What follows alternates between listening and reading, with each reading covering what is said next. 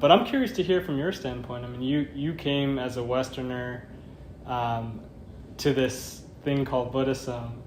I'm curious to hear how you encountered the Dhamma.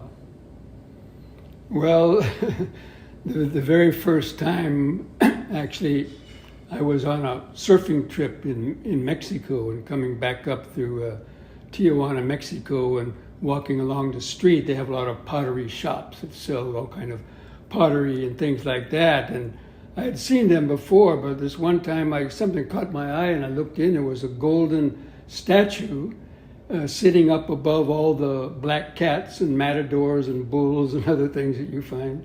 And I didn't know what it was really, but it was just sitting there very serene. And I looked at it and it was almost like it was saying, come.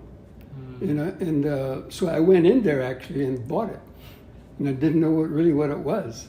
Took it home, and my mother, who was a school teacher, said, "Oh, that's a Buddha statue." I said, "What is that? Who's the Buddha?"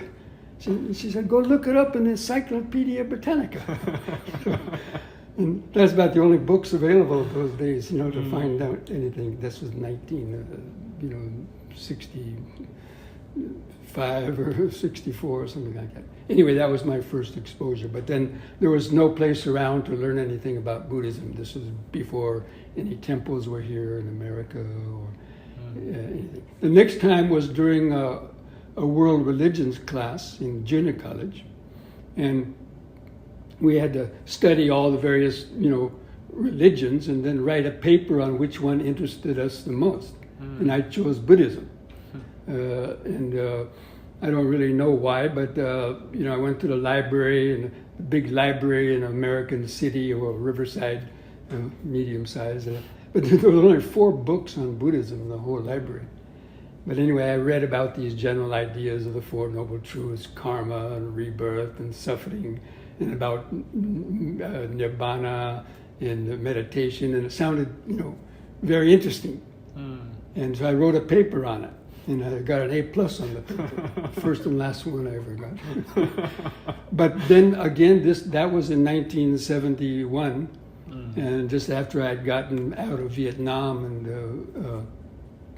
was starting to regain my life after being in the army, for 3 years.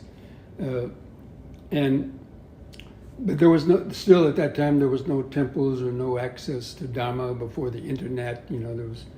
So, but I took this course and it, rekindled a kind of an interest, but then I didn't do anything with it because there was no places to practice. So I forgot about it.